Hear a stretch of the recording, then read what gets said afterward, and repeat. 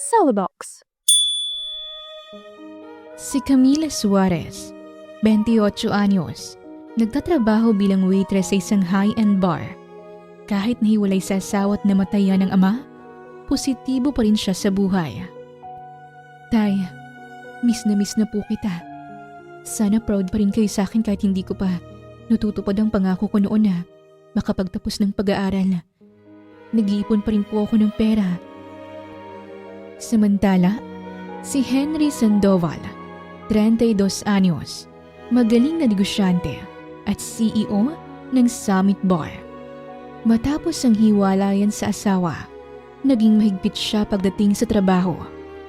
Ayaw niya nang may nagkakamali at iba ang ginagawa dahil umiinit ang ulo niya. Nandito ka ba para magtrabaho, makipaglandian ng customer? Kita ng dalawang mata ko kanina na nagyakapan kayo ng lalaking yon. Paano kung ang dating mag-asaway mauwi sa pagiging boss at empleyado? Ngunit may isang lihim palang nakatago sa pagsasama nila noon. Dahil sa lihim na yun, malabo bang magkabalikan sila o may pag-asa pang magkaroon ng makabuluhang pagmamahalan sa kanilang dalawa? Ating tunghayan ang isa na namang kwento ng pag-ibig na inihahandog sa inyo ng Tales of Siren.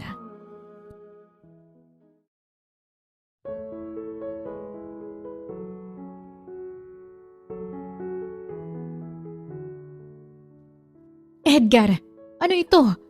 Inuna mo pa talagang pag-iinom. Maawa ka naman sa mga anak natin. Halos wala na nga tayong makain. Hirap na tayo sa pera tapos pumunta ka pa talaga dito sa bar para maglasing. Maricar, ngayon lang naman ito. Kaya hayaan mo na ako rito. Umuwi ka na. Susunod ako maya-maya doon. Uubusin ko lang 2 bote ng alak na o-orderin ko.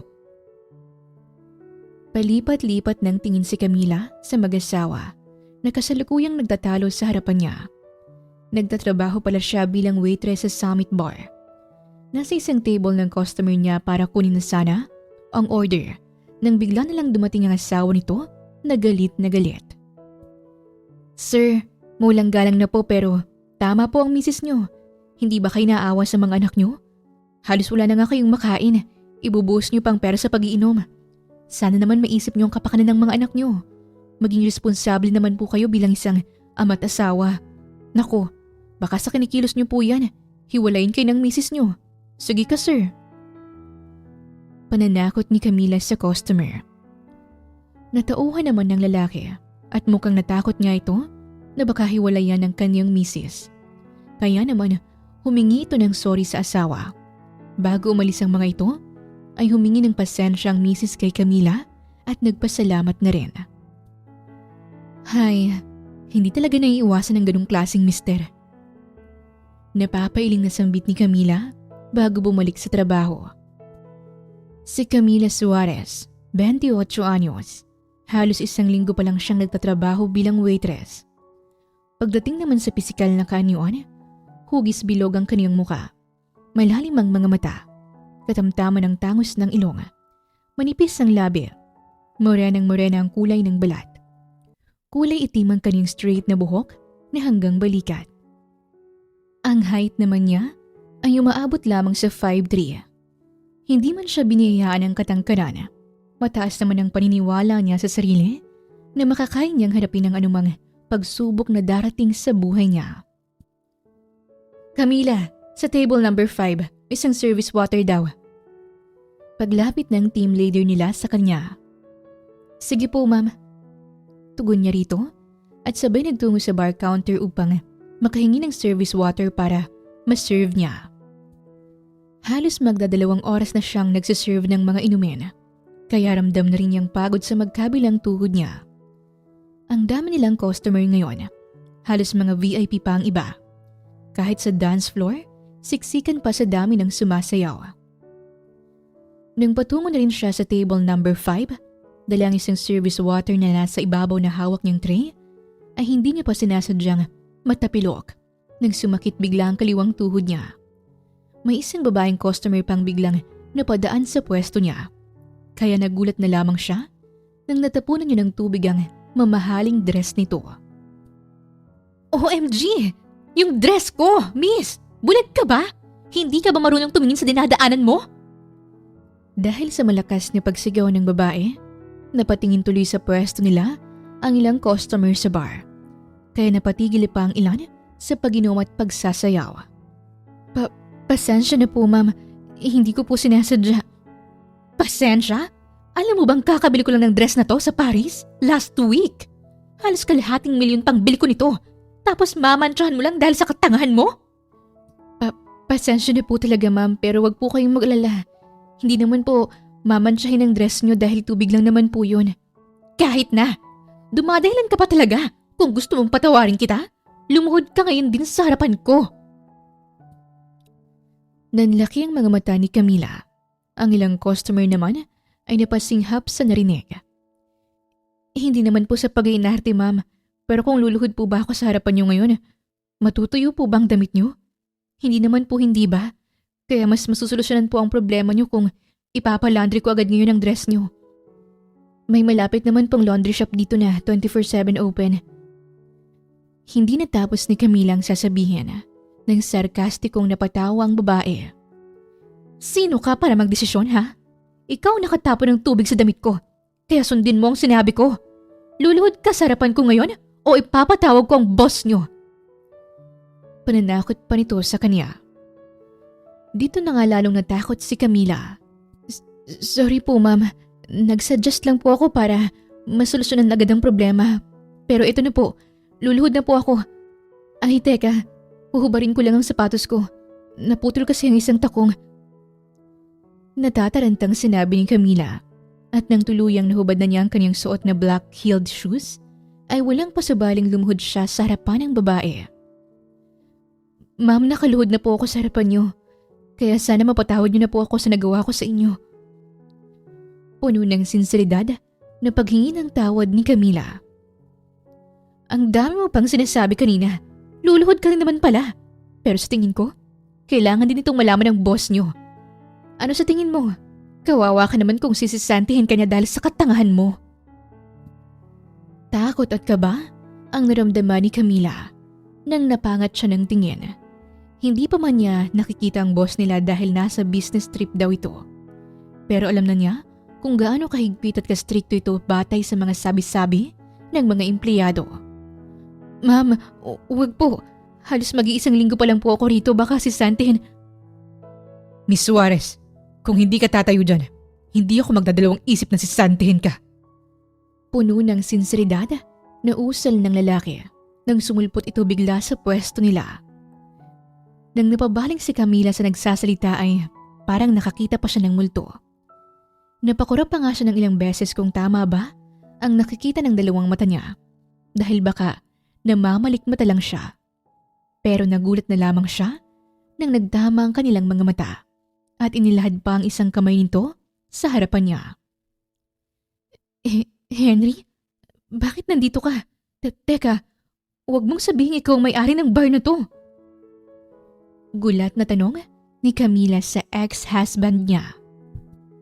Bago pa makarinig ng sagot si Camila mula kay Henry, hinawakan na nito ang magkabilang braso niya para alalayan siyang makatayo.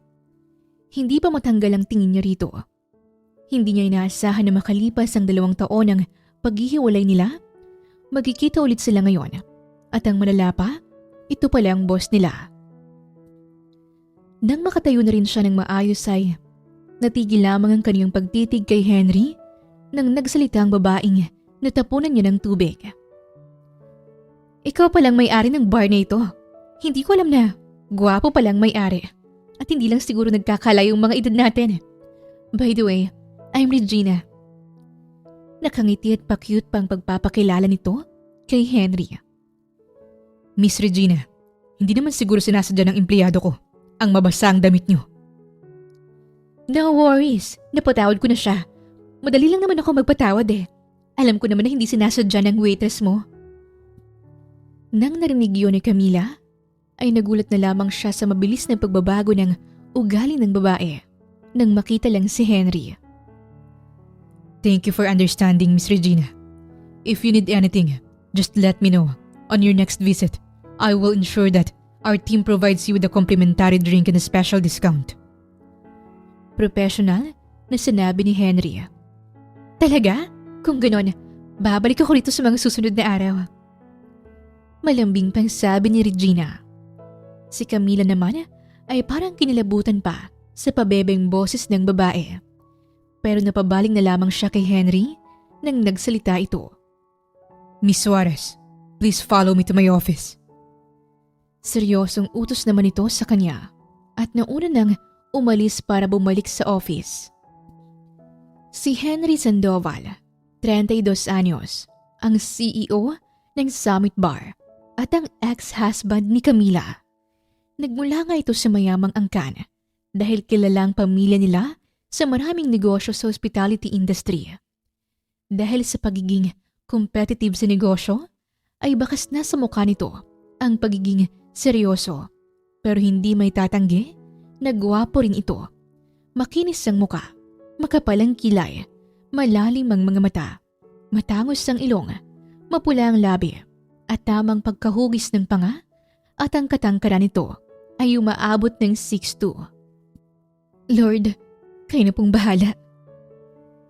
Kinakabahang sambit ni Camila nang nasa tapat na rin ng pintuan ng opisina ni Henry at napasign of the cross pa siya bago kumatok ng 3 beses.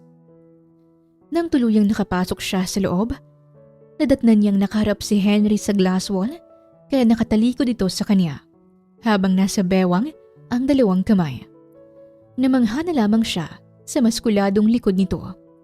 Hindi rin may tatago ang lakas ng dating kahit nakasuot lang ito ng puting long sleeve polo na nakatack-in sa suot nitong pantalon.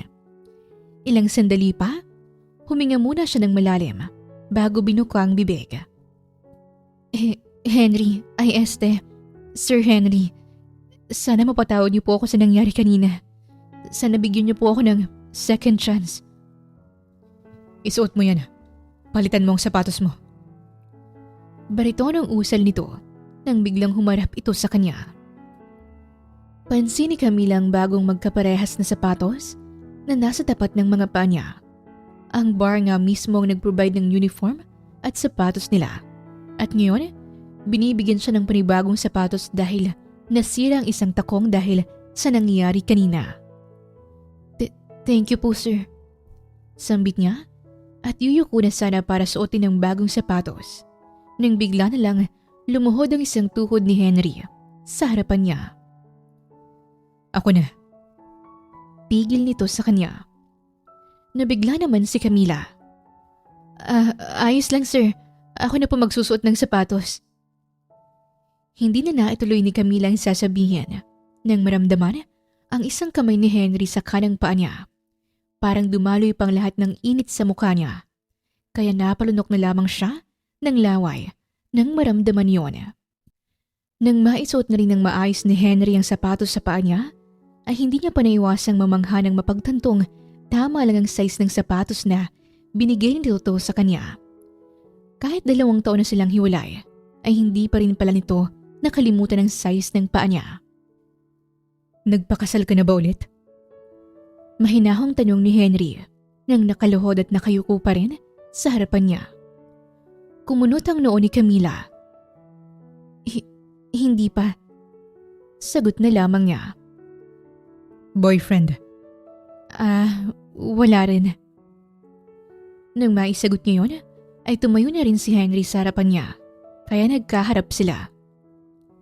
You can go back to work now, Miss Suarez.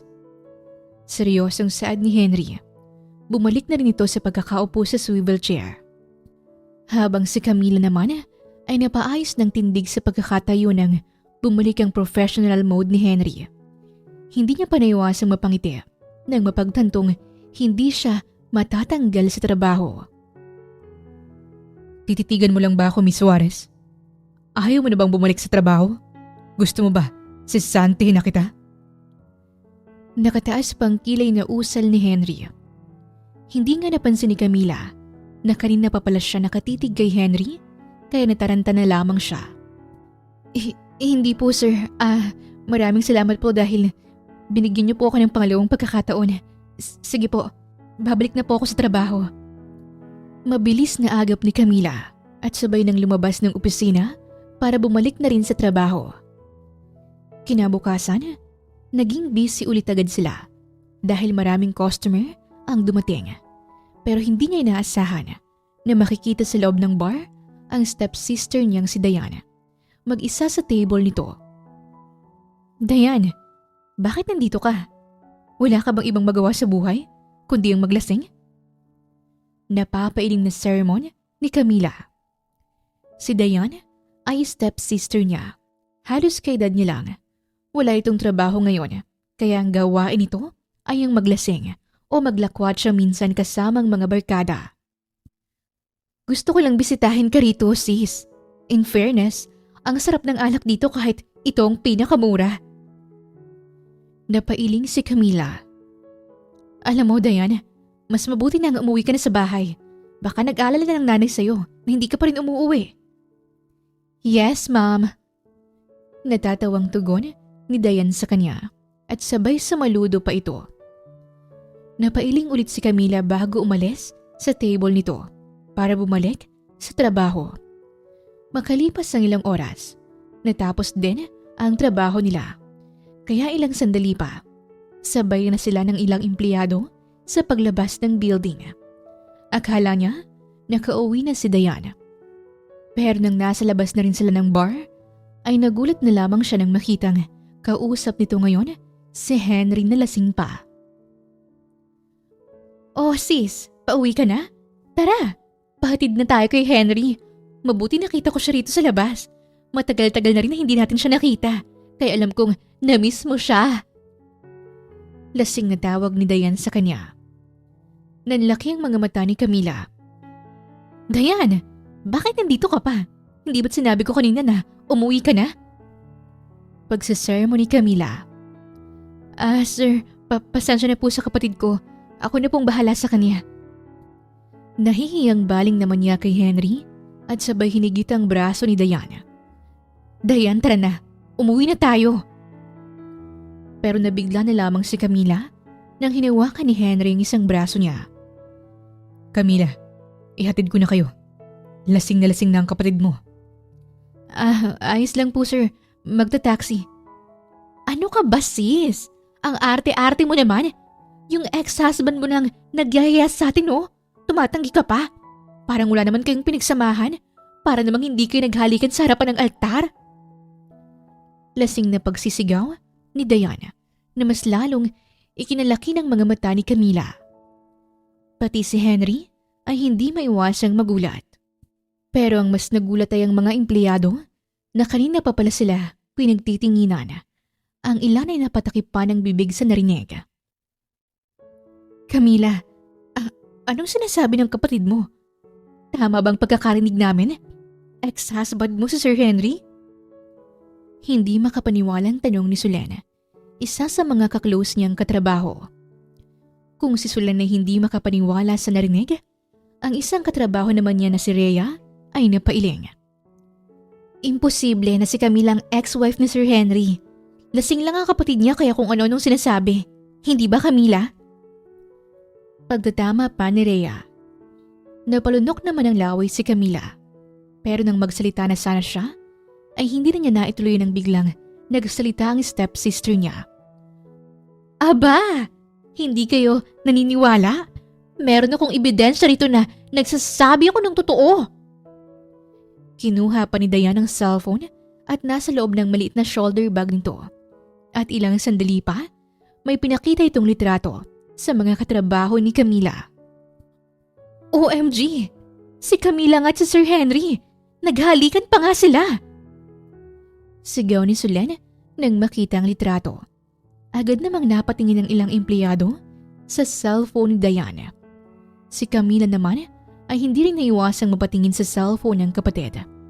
At nang makita niyang litrato, ay nagulat din siya.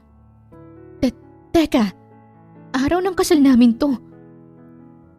Gulat na sambit ni Camila at namula pa bigla ang pisngi niya dahil hindi lang basta wedding picture nila ang pinakita ni Diane, kundi yung larawan pa nila nang maghalikan sila ni Henry.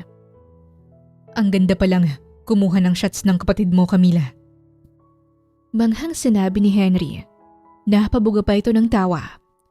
Nang marinig yun ni Camila, ay doon niya lang napagtanto na nakatingin na rin pala si Henry ngayon sa cellphone ng stepsister niya. Dahil sa taranta, ay agad dinablot niya ang cellphone sa kamay ni Diana. Dayan, ano bang ginagawa mo? Mas mabuti nang umuwi na tayo. Tara na! Inis na usal ni Camila. Hiyang-hiya na rin siya sa pinaggagawa nito. Pero nang hahatake na sana niya ang braso ni Diana, ay nagulat na lamang siya nang nahimatay ito sa sobrang kalasingan. Agad naman siyang tinulungan ni Henry para alalahin ang kapatid niya. Camila, please. Sa kotse ko na kayo sumakay. Ihahatid ko na kayo. Mariin na baling ni Henry sa kanya. Sa huli, napabuntong hininga na lamang si Camila bago sumunod sa gusto ni Henry. Nang nakaupo na sila sa backseat ng kotse, inalalayan niyang mahimbing na natutulog na si Diana. Ilang sandali pa, pumasok si Henry sa driver's seat at agad pinaandar ang sasakyan. Nang makaalis sila, naiwan namang gulat at tulala ang ilang empleyado sa nalaman tungkol sa kanila. Kinabukasan, nang magising si Camila, ay halos hindi pa rin siya makapaniwala na hinatid sila ni Henry kagabi. Pero imbis na alalahanin niyang kahihiyang nangyari kagabi, ay ngumiti na lamang siya dahil day off niya ngayon sa trabaho. Pero nang lumabas siya ng kwarto, ay napawi lamang ang ngiti niya nang makita ang 3 malalaking maleta sa sala nila habang nakabihis na rin ang stepmother at stepsister niya. Nay, bakit po may 3 maleta? Aalis ba tayo? O iha, mabuti at gising ka na rin. Magbihis ka na at mag-impake ka na rin ng mga gamit mo dahil aalis na tayo ngayon. Saad ng stepmother niyang si Teresa, 46 na taong gulang, isang fruit vendor sa palengke. Bakit, Nay? May plano ka po bang magbakasyon tayo? Hindi makapaniwalang tanong ni Camila sa stepmother niya. Ate Camila, hindi po tayo magbabakasyon. Lilipat na po tayo ng bahay dahil pinapalis na po tayo ng landlady. Pagtatama naman ni Anika sa kanya, ang 7 taong gulang na younger stepsister niya. Nang marinig nga ni Camila, ay nagulat siya.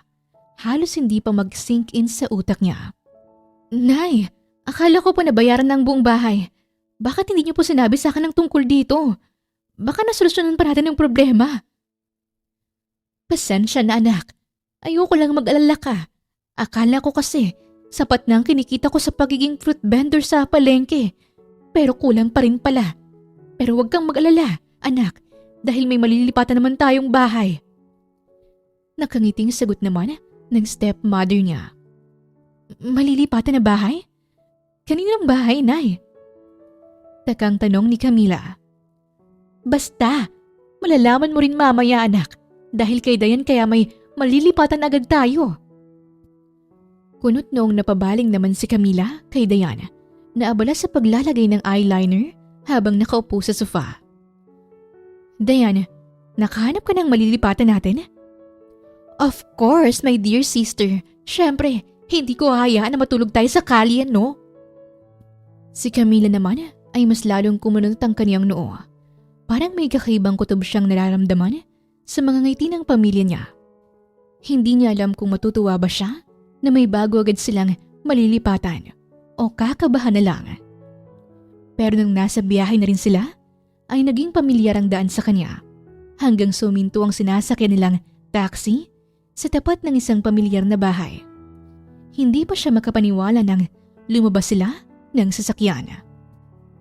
Dayan, ano ito? Bakit nandito tayo sa bahay na tinitirhan namin ni Henry noon? May kinalaman ba ito kagabi? Kinausap mo ba si Henry tungkol dito? Gulat na baling ni Camila kay Diana. Pasensya na sis. Hindi ko lang maiwasang humingi ng tulong sa ex-husband mo nang makita ko siya kagabi sa bar. Kaya kanina, sinabi ko agad kay nanay ang tungkol dito. Camila anak, huwag ka nang magalit sa kapatid mo. Sayang naman kung hindi tayo titira rito. Bahay mo rin naman ito. Ngunit si Camila ay bakas ang pagkaproblemado sa muka. Nay, mabuti na lang pala hindi niyo binayaran ng upa sa tinitirhan natin Dahil dito rin pala tayo lilipat sa napakagandang bahay na hanggang third floor pa at paniguradong may swimming pool pa. Masayang sambit naman ni Anika na mas lalong ikinailing ni Camila. Nay, wag tayo rito. Maghanap na lang po tayo ng ibang matitirahan. Nakakahiya po kay Henry. Anong nakakahiya? Huwag ka nang mahiya, anak. Kung dito tayo titira, may pag-asa pang magkabalikan kayo ni Henry. Ayaw mo bang magkabalikan kayong dalawa? Oo nga naman sis, tama si nanay. Mas masarap magmahal sa ikalawang pagkakataon. Singit naman ni Diana. Ate Camila, gusto ko na pong magkaroon ng pamangkin para may kalaro na po ako. Wala naman po nagkakagusto kay Ate Diane eh. Si nanay naman po, menopause na, kaya hindi na magkakaanak kahit mag-asawa po siya ng bago. Kaya sana po magkabalikan na po kayo ni Kuya Henry. Tama na, please. Umalis na tayong lahat dito dahil 1-year contract marriage lang ang pagsasama namin ni Henry noon. Sigaw ni Camila na ikinatahimik ng pamilya niya. Gulat na gulat ang itsura ng stepmother ni Camila at ng stepsister niyang si Diane sa sinabi niya. Habang si Anika naman ay napakurap na lamang dahil hindi pa nito naiintindihan ang salitang contract marriage. Magsasalita na sana ang ina nila nang biglang bumukas ang malaking gate at bumungad sa kanila si Henry. Ayos lang po ba kayo? Bakit ang tahimik niyo? Camila, may nangyari ba? Pag-aalala ni Henry, pero napabaling lamang si Henry sa stepmother ni Camila nang magtanong ito. Henry, iho, totoo bang isang kasunduan lamang ang pagpapakasal niyo ni Camila noon? Natigilan naman si Henry at natagalan bago nakapagsalita. Pasensya na po kung inilihim namin ni Camila ang katotohanan noon. Totoo po na 1-year contract marriage lang ang pagsasama namin. Nagsalita naman si Diana. Ayos ah. Contract marriage? Akala ko nangyayari lang to sa mga nababasa kong romance novel eh. Pero nangyayari rin pala sa totoong buhay? Pero teka, ano naman ang naging dahilan niyo para pasukin ng contract marriage? Nagkatinginan sina Camila at Henry. Pero si Camila ay napabuntong hininga na lamang. Ang nangyari kasi noon ay isang personal driver nga ni Henry ang kaniyang ama noon. Nang magkaroon ng cancer ang kaniyang ama, humingi siya ng tulong kay Henry. Ngunit ang kapalit nito ay 1-year contract marriage dahil sa oras na yon. Kailangang magpakasal ni Henry para mapasa kanya ang mga ari-arian at negosyo ng lola. Pumayag si Camila, ngunit makalipas ang ilang buwan, pumanaw ang kaniyang ama dahil sa komplikasyon sa operasyon. Nang may paliwanag ito ni Camila, naging malinaw na rin sa kaniyang pamilya ang lahat. Kaya yun ang naging dahilan kung bakit nangyaring 1-year contract marriage namin ni Henry. Kaya walang namamagitan sa amin noon. Ngayon, alam niyo na ang lahat. Umalis na tayo dahil hindi ko rin bahay ito. Tara na. Sambit ni Camila.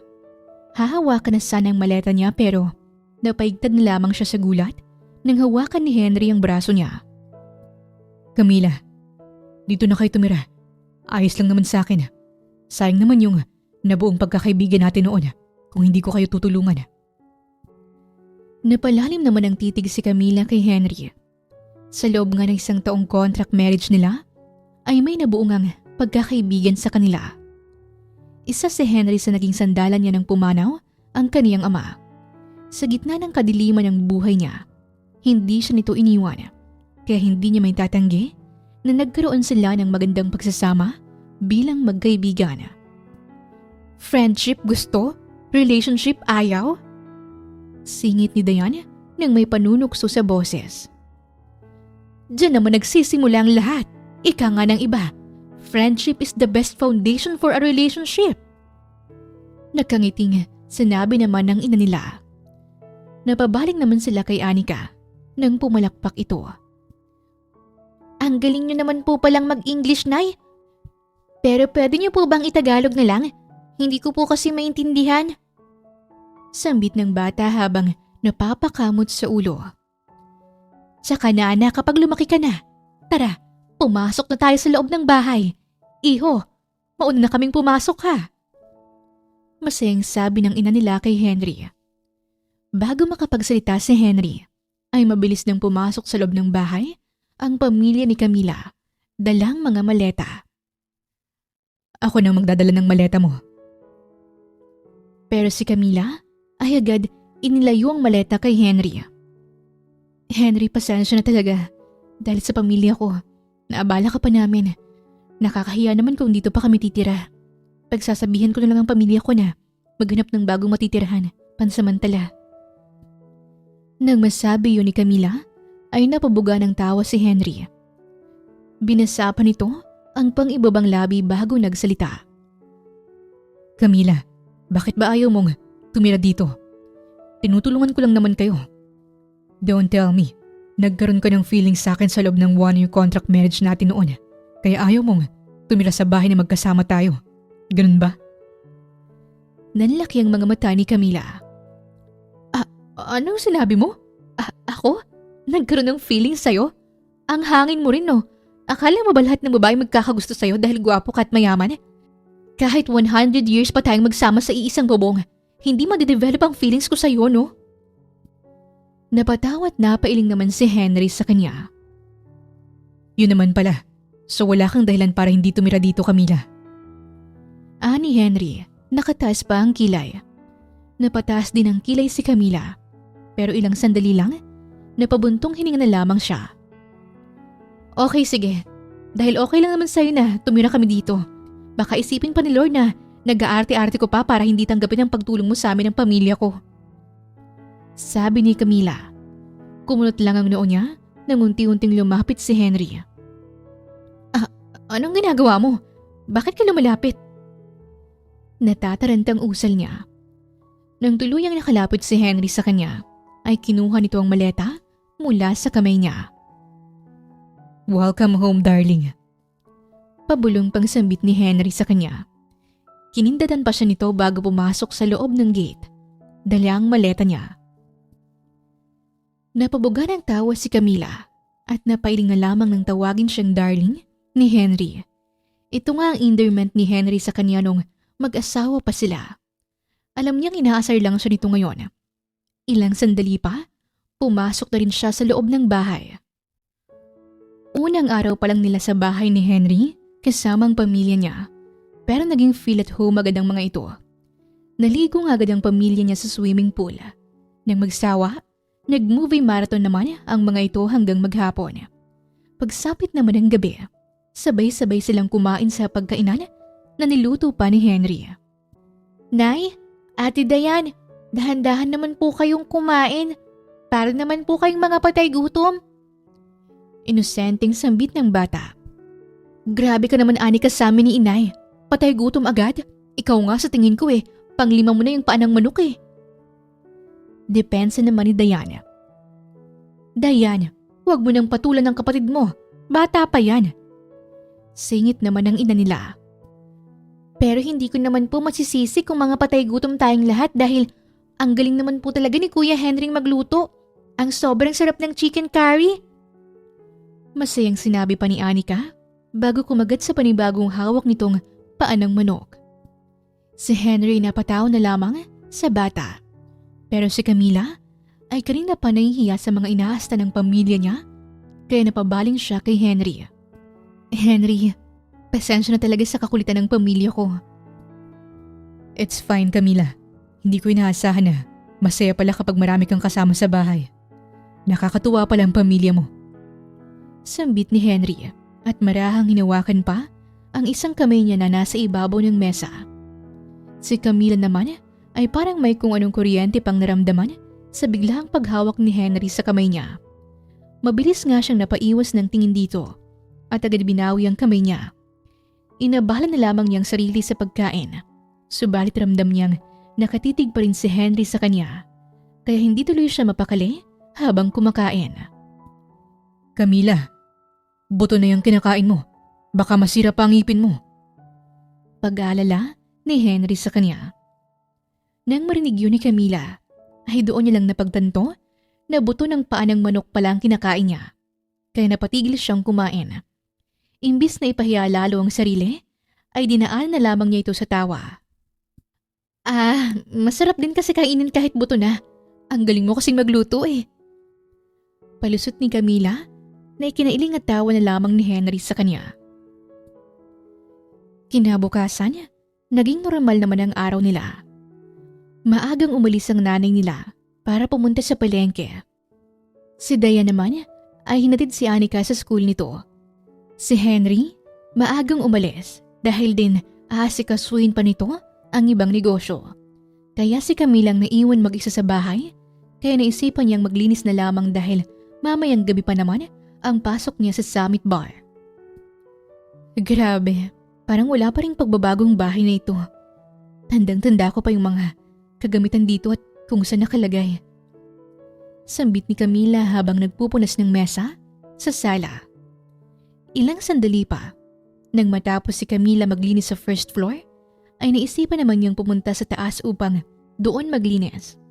Pero nang napadaan siya sa kwarto ni Henry, ay napansin niyang bahagyang nakabukas ang pintuan. Isasarado na sana niya ang pinto pero kumunot ang noo niya nang may napansin siya sa loob. Dahil sa kuryosidad ay tuluyang pumasok siya sa loob. Humakbang siya papunta sa maliit na table sa gilid ng kama. Isang litratong umagaw ng atensyon niya. Bakit nandito ang litrato na ito sa loob ng kwarto niya? Nakasabit ito sa dingding malapit sa sala noon At akala ko, pinatapon na niya matapos ang 1-year contract marriage namin. Ani Camila na nakakunot ang noo habang hawak ang litrato nung araw ng kasal nila. Kuhang-kuhang masay nilang mukha na para bang totoong nagmamahalan sila. Ngunit bago pa siya makapagsuri ng malalim sa litrato, ay narinig na niyang boses ni Dayan sa ibaba na sumisigaw ito. Sis! Nasaan ka? Tara, magmerienda tayo. Bumili ako ng fishbowl at isaw. Mabilis na ibinalik ni Camila ang litrato sa pwesto nito bago siya lumabas sa kwarto ni Henry. Ngunit habang bumababa siya sa hagdan, patuloy pa rin siyang binabagabag ng isang katanungan sa isip niya. Bakit kaya nandun ang litratong yun sa loob ng kwarto niya? Pagsapit ng gabi, pumasok na rin sa Summit Bar si Camila. Naging busy agad sila dahil sunod-sunod ang pagdating ng mga customer. Hindi na nga niya mabilang kung ilang table na ang naserve niya nang bigla na lang may isang lalaki na kaklase niya nung high school ang nakakilala sa kanya. Camila? Ikaw nga, kumusta na? Masayang bungad nito sa kanya. Medyo lasing na rin. Nabigla pa siya nang sinakop siya agad nito ng yakap. Pero mas nagulat na lamang siya nang magtama ang mga mata nila ni Henry. Ang boss nila na nasa dulo, nakatayo habang seryoso ang muka. Kinabahan naman siya dahil parang anytime, sisisantihin siya nito kung hindi siya agad babalik sa trabaho. Kaya tinulak niya ng malakas si Jonathan. Jonathan, masaya ako na nakita kita ulit rito. Sige, babalik na ako sa trabaho. Mabilis na sad ni Camila at bumalik na rin sa pagsiserve. Pero nang ibinalik niya ang tingin kung nasan kanina si Henry, ay wala na ito roon ngayon. Sa isip niya ay baka bumalik na rin sa office nito. Makalipas ang 2 oras sa pagsiserve, ay ramdam na niya ang pagod sa magkabilang tuhod niya. Pero nung nasa counter siya, ay may umagaw naman ang atensyon niya. Si Regina, ang babaeng natapunan niya ng tubig nung isang araw.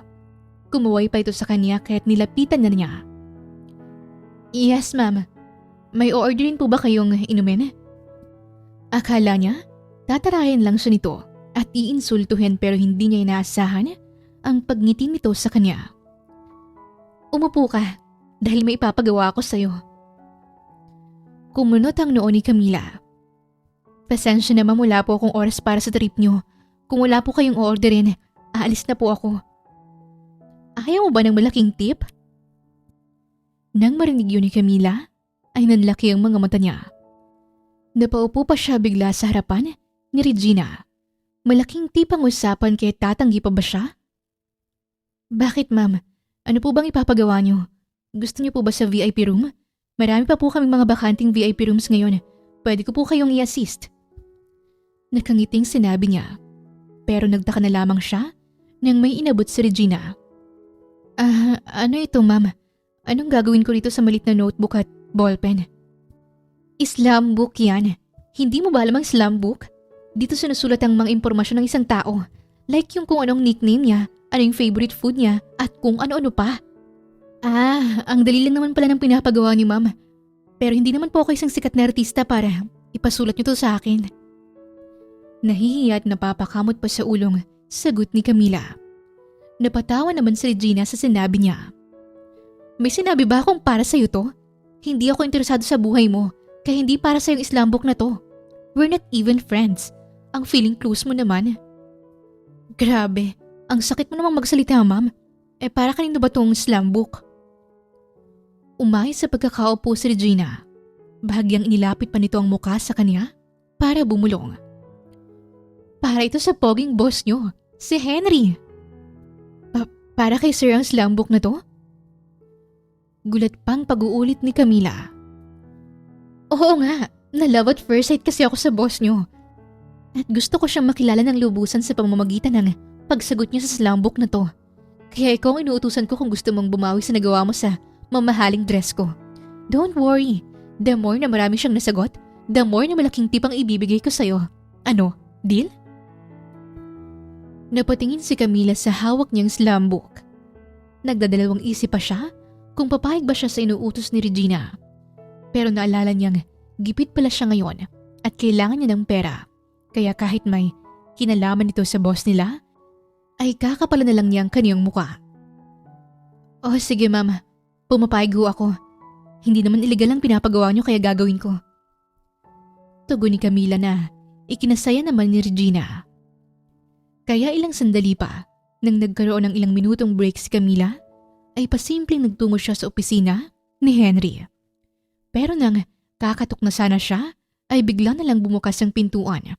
Kaya tumambad sa harapan niya si Henry. Good evening, sir. Hindi po ba kayo busy ngayon? Masayang bungad niya rito. I'm always a busy person, Miss Suarez. Seryosong sabi nito at sabay nilagpasan siya. Ang sungit naman niya ngayon. Okay naman kami kahapon sa bahay Ganito lang siguro siya kapag nasa trabaho, nag-iibang anyo. Bulong na sambit ni Camila sa sarili bago sunundan si Henry. Naisipan na lamang niyang siya na mismo ang magtanong at magsulat ng sagot para matapos agad ang pinapagawa ni Regina sa kanya. Pasensya na po sir pero may ilang itatanong lang po ako sa inyo. Sabi niya habang nakasunod nga kay Henry. Sir, para sa first question ko, what is your motto in life? Basa ni Camila sa isa sa mga tanong sa Islam book. Kaya naman niyang sagutin ang ilang mga tanong. Kaya yung hindi na lang niya alam tungkol kay Henry. Pero hindi niya yata napansin ang biglang paghinto sa paglalakad ni Henry. Kaya naparay na lamang siya nang tumamang mukha niya sa likod nito. Tinatanong mo ko kung anong motto in life ko? Sinundan mo ko rito, sa banyo, para sa tanong na yan. Nagpapatawa ka ba, Camila? Napabuga ng tawa si Henry. Si Camila naman ay nagulat nang mapansing nasa loob na pala sila ng boys' comfort room. Nag-focus nga siya sa itatanong niya kay Henry, kaya hindi niya napansin na nasa loob na pala sila ng banyo. Nako, pasensya na sir. Hihintayin ko na lang po kayo sa labas. Mabilis na sad ni Camila. Nang makalabas siya ng banyo, ay napapikit siya ng mariin dahil sa kahihiyan. Pero nang dumilat siya, ay napaigtad siya sa gulat nang bumungad ulit sa harapan niya si Jonathan. Oh, Camila, buti nagkasalubong ulit tayo. Free ka ba bukas? Yayayain sana kitang. Hindi natapos ang pagsasalita nito. Nang higitin ni Henry ang braso niya papasok sa banyo. Nang nasa loob na rin siya ng banyo, ay pansin niyang silang dalawa lang ang nasa loob. Camila, nandito ka ba para magtrabaho o makipaglandian ng customer? Napalunok ng laway si Camila nang maramdaman ang iritasyon sa boses ni Henry. Grabe ka naman sir, nakikipaglandian agad? Kita ng dalawang mata ko kanina na nagyakapan pa kayo ng lalaking yun kanina. Mariin na pagsasalita ni Henry. Yun ba? High school classmate ko lang yun, sir. Pero sa pagkakaalala ko, may crush yun sa akin noon. Natatawa pang sinabi ni Camila. Sige sir, babalik na po ako sa trabaho. Mamaya ko na lang po kayo tatanungin kapag hindi na kayo busy. Lalabas na sana si Camila ng banyo nang biglang hinawakan ulit ni Henry ang braso niya. Nagulat pa siya nang nilak nito ang pintuan. Sir, bakit niyo nilak? Lalabas na ho ako. Baka may gustong magbanyo. Gulat na baling niya kay Henry. Don't worry, may banyo pa sa itaas. Tayo lang naman ang nandito. Kaya bakit hindi mo na lang ituloy dito ang itatanong mo sa akin? Hindi na nag-inarte pa si Camila dahil sayang naman kung hindi niya makukuha ang malaking tip mamaya mula kay Regina. Okay sige, yung unang tanong ko sa'yo kanina, anong motto in life mo? Sandali lang, para saan ba yung tanong mo? Sa dinami-rami ng pwede mong itanong sa akin, yan pa talaga? Anong klaseng trip ba to, Camila? Basta, sagutin mo na lang ang itatanong ko sir. 5 minutes na lang ang natitira sa break time ko. Pagmamadali ni Camila, si Henry naman ay napabuntong hininga na lamang bago sinagot na rin ang kaniyang tanong. Love yourself. Yun lang? Ang tipid mo naman sir sa motto in life nyo? Wika ni Camila at sabay sinulat yun sa slam book. Anyway, next question. What is your most embarrassing moment? Tanong ni Camila nang mag-angat siya ng tingin kay Henry. Pero bago pa makasagot si Henry, napatawa na lamang si Camila nang may naalala. Naalala ko na sir yung most embarrassing moment nyo. Yung grade 1 kayo. First day nyo sa school at wala kayong suot na brief. Kwento ni Camila at napatawa ng malakas bago isulat yun sa slam book. Kanino mo nalaman yan? Gulat na tanong ni Henry at dahan-dahan pang humakbang papalapit kay Camila. Kanino ko nalaman? Sa lola mo. Naikwento niyo sa akin noon kaya raw wala kang suot na brief ng first day mo sa school dahil ayaw mo rin ng kulay pink na brief. Labahan yung ibang brief mo kaya naisipan mo na lang daw na huwag magsuot ng brief. Napahawak na nga rin sa tiyan si Camila dahil sa walang tigil sa kakatawa. Habang si Henry naman ay namumula na ang mukha dahil sa kahihiyan. Okay, next question naman tayo. Who is your closest person? Tanong niya, pero napatawa ulit siya nang maalala ang embarrassing moment ni Henry. Pero nang marinig niya ang sagot ni Henry, ay natahimik siya. Ikaw. Ha? Ako? Bakit ako? Close ba tayo? Hindi pa ba tayo close? Halos magkadikit na nga mga braso natin eh.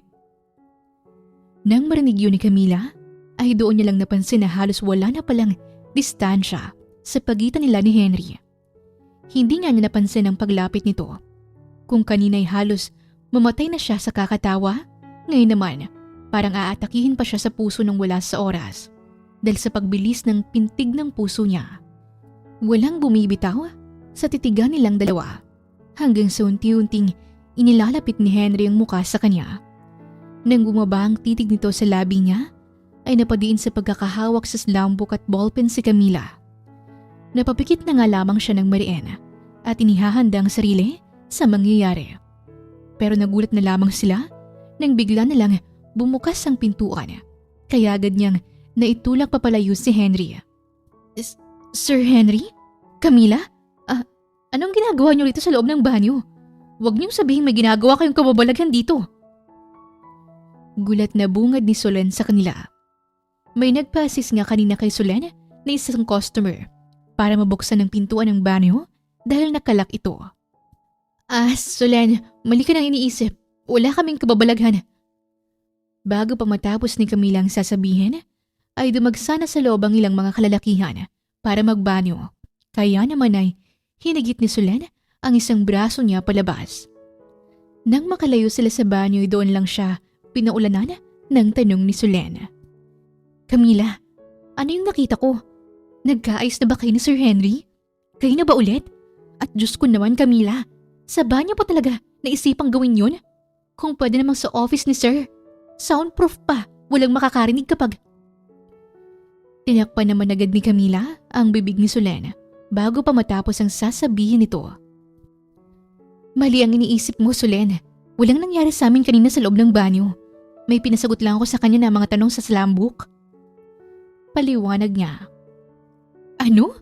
Dahil sa slam book kaya nasa loob kayo ng banyo? Isang bata lang mauuto mo, Camila. Aminin mo na kasi na na-miss niyo ang isa't isa. Kaya hindi niyo napigil ng bugso ng damdamin at init ng inyong mga katawan.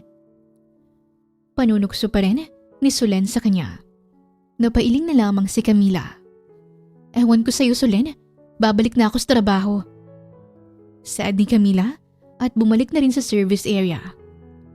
Kahit kahihiyan ang inabot niya, nakatanggap naman siya ng malaking tip kay Regina dahil sa ilang mga naisagot sa slam book tungkol kay Henry. Subalit sa mga sumunod na araw, todo iwas si Camila kay Henry dahil sa muntikan nilang halikan sa loob ng banyo. Hindi niya alam kung paano niya haharapin si Henry, kaya kahit sa bahay ay hindi niya pa rin ito pinapansin o kinakausap dahil hiyang-hiya rin siya sa nangyari. Hanggang sa dumating ang Halloween, niyaya sila ng kanyang pamilya sa Manila Haunted Mansion, isang horror entertainment attraction na kung saan may mga nakakatakot na set, animatronics at mga aktor na may mga nakakatakot na kasuotan. Nay, bakit tayo nandito? Akala ko po ba sa peryahan ang punta natin? Camila anak, Halloween ngayon kaya mas magandang dito tayo. At saka, pansin namin ng mga kapatid mo na todo iwas ka kay Henry. Nag-away ba kayo? Bulong pang tanong ng stepmother niya. Bago siya sumagot ay napatingin muna siya kay Henry. Nang magtama ang kanilang mga mata, ay agad naman siyang napaiwas ng tingin. Hindi po kami nag-away ni Henry, Nay. Ayun naman pala, hindi pala kayo nag-away, kaya pansin mo na siya ngayon. Nakangiting bulong pa ng stepmother niya. Tara na po, pumasok na po tayo sa loob. Excited na po akong makakita ng White Lady. Masayang sigaw naman ni Anika. Sa kanilang lahat, ang bata pang mas excited na pumasok sa loob ng haunted mansion. Oh, tara na, pumasok na tayo. Exciting to. Excited na sinabi naman ni Diana. Nauna nang pumasok sa loob ang pamilya niya, kaya naiwan pa sila ni Henry sa labas. Katahimikan ang bumalot sa pagitan nila hanggang sa naisipan na rin ni Camila ang pumasok sa loob ng biglang hinawakan ni Henry ang isang braso niya, kaya nagkaharap sila. Camila, huwag mo sabihin na hanggang ngayon, hindi mo pa rin ako papansinin. May nagawa ba akong mali para iwasan mo ko? Wala kang ginawang mali, Henry. Nauutal na sagot niya. Napabuga ng tawa si Henry. Wala pero ilang araw mo na akong hindi pinapansin. Huwag mo sabihin, nagtatampo ka sa akin dahil hindi ko tinuloy ang paghalik ko sa'yo sa banyo. Yun ba, Camila? Ano? Bakit naman ako magtatampo? Akala mo naman, gusto ko na mahalikan mo ko. Ang lakas ng tama mo. Ngunit napailing at napatawa naman si Henry sa kanya. Napahawak pa ito sa pang-ibabang labi bago nagsalita. Kung ganon, let's go. Pumasok na tayo sa loob. Saad ni Henry at sabay hinigit ang kamay niya papasok sa loob. Bago sila magsimula sa nakakatakot na adventure nila, binayaran muna ni Henry ang mga ticket nila sa ticket booth at binigyan sila ng instruction ng isang staff kung ano ang pwede at hindi pwedeng gawin. At ilang sandali pa, nagsimula na rin silang pumasok sa hallway ng haunted mansion. Takot at kilabot agad ang naramdaman nila nang bumungad sa kanila ang halos duguan sa paligid. May nakakalat at nakasabit pa sa itaas ng mga lamang loob ng tao.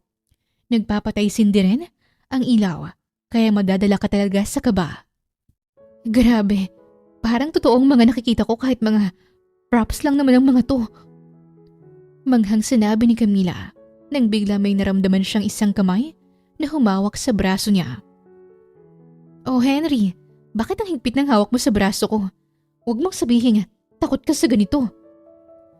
Natatawang baling niya rito. Pansin pa niyang takot sa mukha ni Henry. At kahit kakasimula pa lang nila, ay pinagpapawisan na agad ito. Muntik na akong madulas kaya napahawak ako bigla sa braso mo. Nauutal na pagdadahilan ni Henry sabay binitawan ng braso niya. Oo talaga? Baka mamaya humawak ka na naman sa akin ha? Walang hawakan. Usal ni Camila na ikinailing na lamang ni Henry. Itinuloy na nga rin nila ang paglalakad habang ang pamilya ni Camila ay kanina pa nauna sa kanila.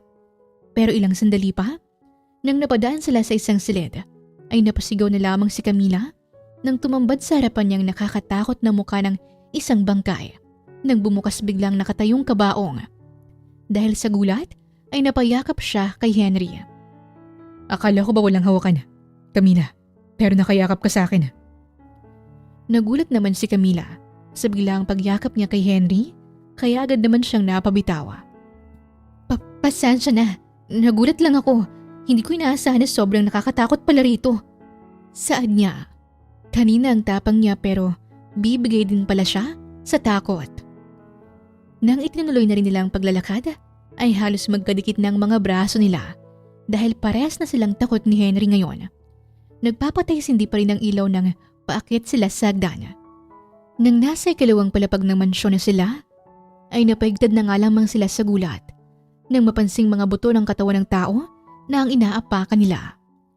Diyos ko, para namang totoong mga buto ng tao ang inaapakan natin. Gulat ni Camila. Halos manginig ng mga paa niya dahil sa takot. Malayo pa bang labasan dito? Reklamo naman ni Henry dahil na rin sa takot. Pero ilang sandali pa, bigla na lang may nahulog na isang skeleton mula sa itaas sa kinatatayuan niya. Kaya napasigaw siya ng malakas nang napayakap ito sa kanya. Habang si Camila naman ay hindi naiwasang mapatawa nang makita ang reaksyon ni Henry na takot na takot. Grabe ka namang makasigaw dyan, Henry. Hindi naman yan totoong kalansay ng tao. Gawa lang yan sa kahoy. Nang matanggal ni Henry ang pagkakayakap ng kalansay sa katawan niya, ay bad trip na binalingan niya si Camila. Ang saya mo parang hindi ka natakot kanina. May payakap-yakap ko pa nga sa akin eh. Napataas naman ang dalawang kilay si Camila at sabay na pahawak pa sa bewang. Mas nakakatakot yung nakita ko kanina. Yung sayo isang kalansay lang naman pero takot na takot ka na agad. Ang hina mo naman. Napatawa ulit si Camila habang si Henry ay napailing na lamang sa kanya. Nang itutuloy na sana nila ang paglalakad, ay bigla na lang bumukas ang pintuan ng isang kwarto. Nanlaki na lamang ang mga mata nila nang bumungad sa harapan nila ang isang babae. Mukhang zombie at parang kakainin pa sila nito ng buhay. Bago pa sila lapitan, ay tumakbo na agad sila dahil sa takot.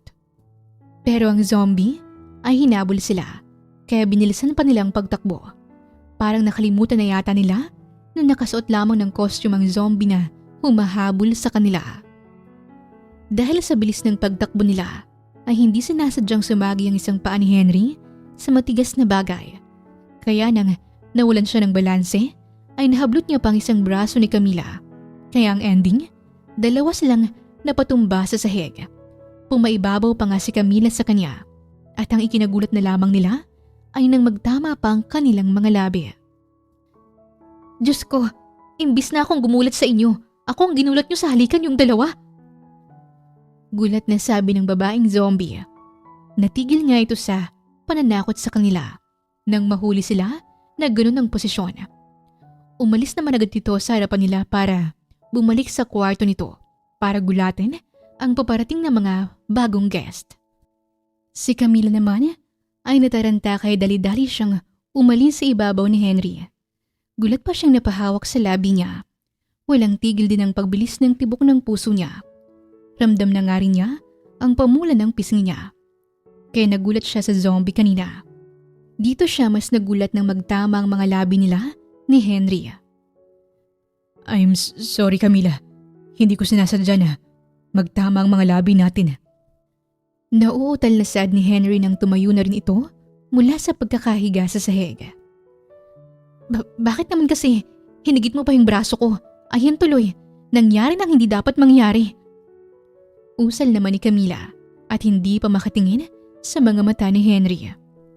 Nagkaroon tuloy ng awkward silence sa pagitan nila nang bigla na lang may kumalabit at nagsalita mula sa likod nila.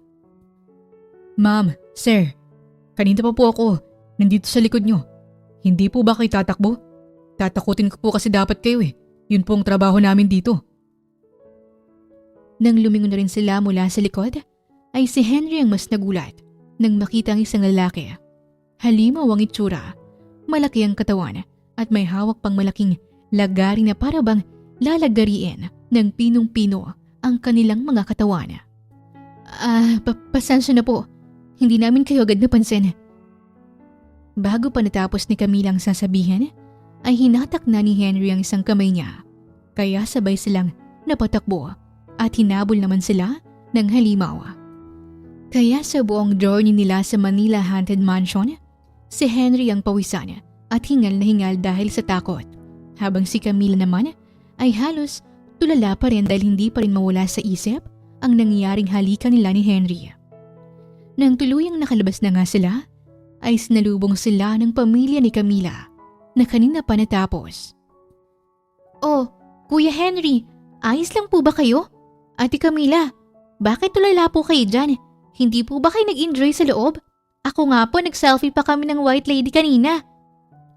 Proud pang sinabi ni Anika sa kanila. Ano ka ba, Anika? Kaya tulala ang ate Camila mo dahil pinipigilan niya lang naman ang huwag kiligin dahil kasama ba naman niya sa loob si Henry? Panunukso naman ni Diana. Camila anak, bakit namumula ang pisngi mo? May nangyari ba sa loob kanina? Usisa naman ng ina na may panunukso rin sa boses. Napalunok naman ng laway si Camila nang maalala ang halikan nila ni Henry. Hindi nga siya makatingin sa pwesto ni Henry na nasa tabi niya lang. Sobrang natakot po ako sa loob, Nay, kaya namumula po ang pisngi ko ngayon. Tara, umuwi na po tayo. Mabilis na sinabi ni Camila at nauna nang umalis para pumunta ng sasakyan. Nang makauwi na rin sila sa bahay, ay halos hindi nga makatulog ng maayos si Camila dahil sa nangyari. Kahit anong gawin niyang posisyon, sa pagtulog ay hindi pa rin siya dinadalaw ng antok. Ramdam pa nga rin niya hanggang ngayon ang pagbilis ng pintig ng puso niya. Nang napaupo siya sa kama, ay napasabunot na lamang siya sa buhok at ilang sandali pa. Binuksan niya ang maliit na drawer katabi ng kama. Kinuha niya ang maliit na box at binuksan ito. Bumungad sa kanyang wedding ring nila ni Henry noon. 2 years ago na yun, kaya dapat nakamove on ako sa kanya. Pero bakit ang mangyari lang ang halikan namin kanina? Bakit parang bumalik lang biglang nararamdaman ko sa kanya? Ay, Camille naman, ang rupok mo talaga. Sermon pa niya sa sarili. Isang bagay ngang hindi alam ng lahat na matagal nang itinatago ni Camila ang tunay niyang nararamdaman para kay Henry noon. Nang mangyari ang 1-year contract marriage nila, hindi sinasadya ni Camila na mahulog ang loob niya kay Henry hanggang sa matapos ang kontrata. Itinago niya yun sa sarili sa pag-aakalang lilipas at mawawala rin. Pero ngayon, dahil lamang sa simpleng pagdampi ng mga labi nila, muling nagising ang lahat ng damdaming pilit niyang ibinuon-noon. Siguro sa mga nakarang araw, naging manhid lang siya sa nararamdaman niya sa pag-aakalang naka-move on na siya kahit hindi pa pala. At kahit papano, wala siyang pagsisisi kung nangyari man ang 1-year contract marriage nila noon. Alam niyang ginawa niya yun para mapagamot ang kanyang ama. Kaya nakasama niya pa ito ng ilang buwan. Ngunit sa kasamaang palad, binawian din ng buhay ang kanyang ama dahil nga sa komplikasyon ng operasyon. Tay, miss na po kita. Sana proud pa rin po kayo sa akin kahit hindi ko pa natutupad ang pangako ko noon na makapagtapos ng pag-aaral. Nag-iipon pa rin po ako ng pera eh. Sambit ni Camila habang nakatingala sa kalangitan. Tanawang bilog na buwan at mga bituin. May kumula pang luha sa pisngi niya, kaya agad naman niya itong pinunasan. Kasalukuyang nasa rooftop siya para magpahangin sandali, dahil hindi naman siya dinadalaw ng antok. Pero nabigla na lamang siya nang may malalim na boses ang nagsalita mula sa likod niya. He's always been proud of you, Camila. Henry, hindi ka rin ba makatulog? Baling niya rito pero imbis na makarinig siya ng sagot, ay napansin niyang hinubad nito ang suot na jacket at marahang inilagay sa likod niya. Parang may humaplos pa sa puso niya. kaya napangiti na lamang siya. Thank you, Henry. Nang masabi niya yon, ay ilang segundong katahimikan ang bumalot sa kanila habang nakatingala sila sa kalangitan. Katabi niya lang si Henry pero ramdam niya na agad ang pagwawala ulit ng puso niya. Pero hindi nagtagal ay napabaling na lamang siya rito nang magsalita ito. Nung nabubuhay pang tatay mo at nagtatrabaho sa akin bilang personal driver, walang oras na hindi kanya kunento sa akin na kung gaano siya ka-proud sa'yo. Nakangiti lang siya palagi kapag ikaw ang pinag-uusapan namin. Mahal na mahal ka ng tatay mo. At alam kong kahit wala na siya, hindi nagbago yun. At kung nakikita ka niya ngayon, kung paano ka nagpupursige, paano ka lumalaban araw-araw, ay mas lalo pa siyang magiging proud sa'yo, Camila. Nang marinig yun ni Camila, ay ang pagbagsak ng mga luha niya. Tumagos sa puso niyang lahat ng sinabi ni Henry. Mas lalo tuloy niyang na-miss ang kanyang ama. Napakapit pa siya sa railing ng rooftop. Pilit pinipigil ang paghikbi pero hindi niya na kinaya. Kaya naman, tinakpan na lamang niya ang kanyang muka gamit ang dalawang palad habang sunod-sunod ang pagbuhos ng mga luha niya. Pero ilang sandali lamang ay naramdaman niya ang mainit na kamay ni Henry sa braso niya. Pinaharap siya nito at walang pasubaling niyakap siya. Naramdaman niya ang magrahang paghagod nito sa likod niya. At sa mga oras na ito, hinayaan na lamang niya na yakapin siya ni Henry. Henry, kung inaanto ka na, iwanan mo na lang ako rito. Pasensya ka na kung ang drama ko ngayon at naabala pa kita. Ngunit si Henry mas lalong hinigpitan ang pagkakayakap sa kanya at dahan-dahang itinaas ang isang kamay para marahang haplusin ang buhok niya. Ilang minuto nga silang nanatili ng ganon hanggang sa narinig niya ang mahinahong boses nito.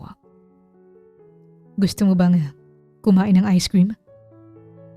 Si Camila naman bahagyang napatango habang nakasiksik pa rin ang ulo niya sa leeg ni Henry. Noong nabubuhay pa ang tatay niya, binibilhan niya siya nito ng ice cream sa tuwing nalulungkot siya.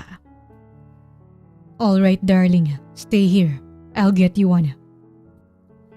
Bago umalis si Henry ay hinalikan muna nito ang noo niya. Nang maiwan siyang mag-isa sa rooftop ay napatingala na lamang siya sa langit. Kumalma na rin ang sistema niya pero ang puso niya nababaliw pa rin sa nararamdaman niya kay Henry. Makalipas ang ilang minuto ay nakabalik na rin sa rooftop si Henry. Dalang tig-isang ice cream sa kanila na kinuha mula sa ref. Napangiti na lamang siya nang binigay sa kanyang cookies and cream flavor. Alam kong yan ang paborito mong flavor. Mahinahong sinabi ni Henry. Paano mo nalaman? Kay Mang Julio. Tukoy nito sa kanyang ama. Hindi naman naiwasang mapangiti lalo ni Camila nang mapagtanto niyang may alam si Henry kahit sa mga simpleng bagay tungkol sa kanya. Si tatay talaga? Kung ano-anong kinikwento sa'yo noon. Natatawa na lamang si Camila. Ilang sandali pa, umupo sila sa mahabang sofa sa covered seating area ng rooftop habang kinakain ng kanilang ice cream. At syempre, sinabayan din nila ito ng kwentuhan at tawanan gaya ng dati, nung mag-asawa pa sila. Kahit 1-year contract marriage lang yun, may nabuo pa rin na magandang samahan sa kanila noon. Kinabukasan, nagising na lamang si Camila nang tumama sa mukha niya ang sinag ng araw. Kinusot-kusot niya pa ang mga mata. Ngunit nang napadilat na rin siya, ay napakunot noo lamang siya nang mapansin na parang may mali sa hinihiga niya nang biglang may malalim na boses siyang narinig. Good morning. Nanlaki na lamang ang mga mata ni Camila nang makita ang gwapong mukha ni Henry. Hindi pa siya makapaniwala na sa rooftop sila natulog at ang mas malala pa ay sa mga hita ni Henry siya nahiga. Agad naman siyang napabangon at agad inayos ang magulo niyang buhok. Bakit hindi mo ako ginising kagabi? Hindi ka sana nagtiis sa ganyang posisyon. Nakatulog ka sana ng mahimbing sa loob ng kwarto mo. Paghala lang sambit ni Camila. Mahimbing din naman ang pagkatulog ko rito dahil kasama kita. Nang marinig yun ni Camila, ay parang may kumiliti pa sa loob ng tiyan niya. Sinungaling siya kung hindi niya aminin sa sarili na kinilig siya sa sinabi ni Henry. Parang matutunaw pa yata siya dahil hindi pa rin binibitawan ni Henry ang titig sa kanya. Bago pa magwala ulit ang puso niya, ay agad na siyang nagsalita. Babalik na ako sa kwarto ko. Mabilis na sinabi niya at umalis na rin sa harapan ni Henry. Pero nang bababa na sana siya sa hagdan, ay napahinto na lamang siya nang tawagin ni Henry ang pangalan niya. Camila. Bakit? Paglingon niya rito, hindi niya alam kung bakit kinakabahan pa siya. May gagawin ka ba ngayong umaga? Wala naman, bakit? Good. Sasama ka sa akin mamaya dahil may pupuntahan tayo. Nakangiti at kalmadong sinabi ni Henry habang nasa bulasan ng sweatpants ang dalawang kamay nito. Si Camila naman ay bahagyang napatawa na lamang at parang pinipigilan pa na huwag kiligyan. Kaya nang nasa loob na rin siya ng kanyang kwarto, ay agad siyang tumalon at dumapa sa kama. Binaon niya pa sa una ng mukha niya at doon napatili at napasigaw na parang baliw. Camila, kalma. Hindi niya sinabing sasama ka sa kanya dahil magde-date kayong dalawa, okay? Baka nagpapasama lang siya sa'yo dahil walang tagabitbit sa mga bibilhin niya kung pupunta man kayo sa supermarket para mag-grocery. Kaya huwag kang assuming dyan. Sermon niya sa sarili at napabangon na rin para maligo. Pero nang matapos siyang maligo, natagalan pa siya sa kung anong damit ang susuotin niya. Halos magkalat na lahat ang damit niya sa kama. Ngunit makalipas ang ilang minuto, nagsuot na lamang siya ng pantalon at simpleng t-shirt pang itaas para matapos na agad ang problema niya. Nang nasa sala na rin siya, ay agad hinanap ng mga mata niya si Henry. Pero wala ito roon, kaya nagtungo siya sa dining area at nadatnan niya ang kanyang pamilya na abalang kumakain. Nay, si Henry po nasan? Umalis na siya, anak. Sagot ng stepmother niya. Ate Camila, papunta po si Kuya Henry sa Grand Restaurant. Tinanong ko po siya kanina kung saan siya pupunta nang papalis po siya. Sagot naman ni Anika sa kanya. Kumunot ang noo ni Camila. Akala niya may pupuntahan silang dalawa. Pero nauna na pala itong umalis. Bakit sis? Mismo na bagad ang ex-husband mo? Nahuli ko pa nga kayo kanina na sobrang sweet na natutulog sa rooftop habang nakahiga ka pa sa mga hita ni Henry. Singit naman ni Diane nang may panunokso pa sa boses. Nanlaki ang mga mata ni Camila sa narinig. Habang ang ina naman nila ay napabuga ng tubig dahil sa gulat na nalaman. Teka Camila anak, totoo bang sinasabi ng kapatid mo? Sa rooftop kayo natulog ni Henry kagabi. May hindi ba kami nalalaman tungkol sa inyo ha? Usisa naman ang ina na may malapad pang ngiti sa labi. Ngunit bago pa siya ma-hotseat ng mga katanungan ng pamilya niya, ay nag-isip na agad siya ng dahilan para makaiwas. Nay, may mahalagang pupuntahan pa pala ako ngayong umaga. Aalis na po ako. Mabilis na sinabi ni Camila at agad nang lumabas sa dining area. Naisipan na nga lamang niya na puntahan si Henry sa Grand Restaurant. Kaya naman, nang nasa tapat na rin siya ng Grand Restaurant makalipas ang kalahating oras na biyahe, ay pumasok na rin siya sa loob. Nang mahagilap niya ng tingin si Henry sa pinakadulong pwesto, ay napangiti siya. Kakaway na rin sana siya at tatawagin ang pangalan nito, pero hindi niya naituloy. Nang mahagilap din niya ng tingin, si Regina, na nakahawak pa sa braso ni Henry. Nandoon din ang mga magulang ni Henry at may dalawang mag-asawa pa na paniguradong mga magulang naman ni Regina. Dahil sa nakita ni Camila, ay napahinto siya sa paglalakad. Hindi niya pa alam kung ano ang nangyayari. Pero naramdaman na lamang niya ang pagbigat ng dibdib niya. Napatungo na lamang siya sa girls' comfort room. Anong meron? Bakit magkasama si Henry at Regina? At nandito pang mga magulang ni Henry. Teka nga, ano naman yun sa akin? kung magkasama sila. Ay nako Camila, nababaliw ka na talaga. Wala ka nang pakialam dun kung maging sila man. Saramon niya sa sarili habang nakatingin sa salamin ng banyo. Mag-isa lang siya sa loob ng banyo nang bigla na lang bumukas ang pintuan at nagulat na lamang siya nang bumungad sa harapan niya ang mukha ni Regina. Camila? Nandito ka rin pala at mabuti nakita kita rito. Masayang paglapit nito sa kanya. Regina, hindi ko alam na nandito ka rin pala. Nauutal niyang sinabi at bahagyang napatawa na lamang para hindi siya mailang. Pero ang sunod na sinabi ni Regina ang hindi niya inaasahan. Alam mo ba nang saya-saya ko ngayon?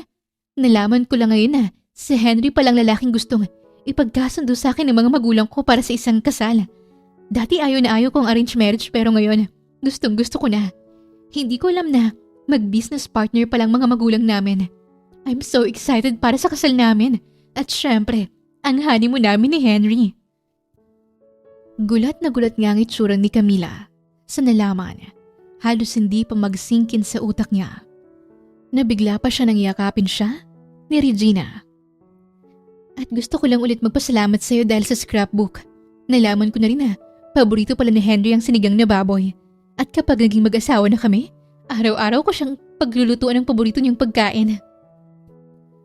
Bahagyang napatawa na lamang si Camila nang wala sa sarili kahit parang dinudurog ng pino ang puso niya. Alam niyang mali ang masaktan siya dahil sino ba naman siya sa buhay ni Henry. Isang kasunduan lang naman ang pagsasama nila noon. Nagpakawala muna siya ng malalim na hininga bago nagsalita dahil parang may bumabara sa kanyang lalamunan. Masaya ako para sa iyo, Regina. Sana magbungang magandang relasyon ng pagsasama niyo bilang mag-asawa. At iyon ang huling sinabi niya kay Regina bago umuwi ng bigo ang puso. Sa mga sumunod na araw ay napapansin nga ni Camila na ilang araw nang hindi bumibisita si Henry sa Summit Bar. Halos madaling araw na rin itong umuwi at sa tuwing umaga naman ay umaalis agad ito kaya hindi man lang sila nagkikita o nagkakasalubong man lang kahit sa bahay. Sa isip niya ay baka abala nga ito sa pag-asikaso sa nalalapit nilang kasal ni Regina. Mabuti nga wala siya rito dahil hindi ako nahihirapang iwasan siya ngayon. Kailangan na talagang wala itong nararamdaman ko sa kanya dahil baka mas lalong mahirapan lang ako at mabaliw. Get in. Napaigtad na lamang sa gulat si Camila nang marinig ang malalim na boses ni Henry. Nasa labas nga ito ng bahay habang nakasandal sa kotse. Nakabukas pa ang passenger seat na para bang kanina pa siya hinihintay nito na lumabas. Pansin niya pa na nakasuot ito ng shades na mas dumagdag sa kagwapuhan nito. At kahit nakasuot lamang ito ng kulay abong long sleeve polo at pantalon, ay agaw pansin pa rin. Henry, nandito ka pala. Kailangan ko pa palang diligan ng mga halaman sa labas. Nadiligan ko na, Camila. Kaya sasama ka sa akin ngayon dahil may pupuntahan tayo. Bago pa makaangal si Camila, ay nahawakan na ni Henry ang isang kamay niya. Kaya wala siyang nagawa kundi ang sumama rito. Kahit wala siyang ideya kung saan sila pupunta. Pero makalipas ang kalahating oras na biyahe, ay isang jewelry boutique pala ang pinuntahan nila. Henry, bakit sinama mo ako rito? Takang tanong niya nang nasa labas na rin sila. I'm looking for a wedding ring, Camila. Kaya sinama kita rito dahil gusto kong tulungan mo akong maghanap ng singsing. Natahimik si Camila. Naalala niyang ikakasal na pala si Henry at Regina, kaya siguro humihingi ito ng tulong sa kanya ngayon para sa wedding ring ng dalawa. Napalunok pa siya ng laway bago nagsalita. Pero sigurado ka na ba talaga? Magpapakasal ka na? 100% sure? Pwede ka pa namang umatras, hindi pa huli ang lahat, Henry. Desperadang sinabi ni Camila habang nakahawak sa braso ni Henry, para bang pinipigilan niya itong sa gagawin. Ngunit si Henry napakunot noo sa sinabi niya. Napabuga pa ito ng tawa. Camila, sigurado ako. Siya lang ang babaeng gusto kong maging asawa at maging ina ng mga anak ko. Madamdaming sinabi ni Henry. At sa paraan pa lang ng pagtitig nito sa kanya, pansin niyang seryoso talaga ito. Kaya bigong binitawan ni Camila ang pagkakahawak sa braso ni Henry. Hindi niya masisisi si Henry kung agad na nahulog ang loob nito kay Regina dahil maganda ito, mayaman, nakapagtapos ng pag-aaral at kahit may pagkamaldita ay pwede pa rin namang magkaroon ng character development kaya anong laban niya ron. Isa pa, uso talaga sa mga mayayaman ang arranged marriage para sa ikauunlad ng mga negosyo nila. Parang win-win situation naman talaga kung magpapakasal si Henry at Regina. Habang siya, magiging masaya na lang para kay Henry kahit nasasaktan ang puso niya sa pag-ibig na hanggang sa pangarap lang. Hala, Nay, si Ate Camila, nababaliw na yata. Nabaril yung bidang babae pero siya tuwang-tuwa pa. Tuwang-tuwa nga si Camila sa pinapanood nila kahit naging tragic ang ending dahil nabaril ang bidang babae. Habang ang pamilya naman niya ay nakatingin na rin sa kanya. Gulat sa reaksyon niya. Bakit naman ako iiyak eh? Palabas lang naman yan. At ganyan nga, walang happy ending para lahat tayo nasasaktan. Tumawa pa si Camila. Pero ilang sandali lamang ay humina ang tawa niya hanggang sa napahugulhol na rin siya sa iyak. Nataranta ang pamilya niya. Sis, ayos ka lang? Sabihin mo lang sa amin kung nababaliw ka na dahil dadalhin ka namin sa mental hospital. Sabi pa ni Diana. Mas lalo tuloy napahugulhol si Camila. Camila anak, ayos ka lang ba? May pinagdaraanan ka ba ngayon? Magsabi ka lang sa amin. Huwag mong sarilihin dahil nakakabaliw nga yan. Ayokong maghatid ng anak sa mental hospital. Pag-aalala naman ng stepmother niya at sabay hawak sa kamay niya. Ikakasal na po sa Henry sa iba, Nay. Nahihikbing sambit ni Camila bago muling napaiyak ng malakas. Kasalukuyang nasa sala sila ng pamilya niya at nagmo-movie marathon kahit 11:00 na ng gabi. Nang biglang hindi napigilan ni Camilang mapaiyak. Simula nga kaninang umaga nang tinutulungan niya si Henry sa pagpili ng wedding ring sa jewelry boutique, ay pinipigilan niya nang huwag maiyak. Pero ngayon, hindi na niya na napigilan pa. Ano? Ikakasal na si Henry sa iba? Kanino? Kailan ang kasal? Pero, bakit ka umiiyak dyan? Sunod-sunod na tanong ni Diana. Ate Diane, umiiyak po si Ate Camila dahil halata namang po may gusto siya kay Kuya Henry. Kayo lang naman po ni Nanay ang manhid eh. Inosenteng sinabi ni Anika na ikinagulat ni Diana at ng nanay nila. May gusto ka pala kay Henry eh. Dapat binakuran mo na agad nun pa. Ang hina mo naman sis. Ayan tuloy, naunahan ka. Paano na yan, nak? Wala ka bang gagawin sa nararamdaman mo kay Henry? Malungkot na tanong ng kanilang ina. Bago sumagot si Camila, pinahiran niya muna ang kanyang mga luha at tumayo mula sa sofa. Uubusin ko na lang tong alak, Nay. Tapos, itutulog ko na lang to. Huwag po kayong mag-alala. Magiging okay na rin ako bukas. Nakangiti niyang sabi kahit halata ang lungkot sa mga mata niya, habang hawak ang 2 bote ng beer na hindi pa niya maubos-ubos. Pagkapasok niya sa kwarto, doon na siya nagpakalasing. Nakaupo siya sa sahig habang nakasandal sa gilid ng kama. Wala si Henry sa bahay ngayon dahil may aasikasuhin daw itong mahalagang bagay. Paniguradong magkasama sila ngayon ni Regina. Inaasikaso ang kasal nila. Di congrats sa kanila. Ang mayaman para lang talaga sa mayaman, Camila. Lasing na sambit niya nang may kirot sa puso bago muling lumagok sa hawak niyang beer. Kinabukasan, nagising na lamang si Camila nang may yumuyugyug sa magkabilang braso niya. Sis, gumising ka na dyan. Aalis tayo ngayon. Dayan? Bakit? Saan tayo pupunta? Napapaos na sambit ni Camila nang idilat ang mga mata at dahan-dahang bumabangon sa pagkakahiga sa sahig. Sa sahig na nga siya nakatulog kagabi dahil sa sobrang kalasingan. Wala nang oras. Kailangan na nating umalis ngayon. Tarantang sigaw naman ang kanilang ina. Nabigla naman si Camila nang hinigit pa ng ina nila ang braso niya palabas ng kwarto. Nay, teka lang. Kakagising ko lang ho. Maliligo muna ako at magpapalit ng damit. Ni hindi pa magkaparehas ang tsinelas ko. Saan po ba kasi tayo pupunta? Reklamo ni Camila sa stepmother niya nang napapakamot pa sa magulo niyang buhok na parang binagyuhan. Ngunit hindi siya sinagot nito hanggang sa labas na sila ng bahay para mag-abang ng masasakyan. Sumunod din ang dalawang stepsister niya. Ano bang nangyayari? Bakit alis tayo ngayon? Naguguluhang baling ni Camila sa pamilya niya. Ikakasal na po si Kuya Henry ngayon! Sigaw ni Anika na ikinagulat na lamang ni Camila. Ano? Anong sinasabi mo? Ngayong araw na ikakasal si Henry?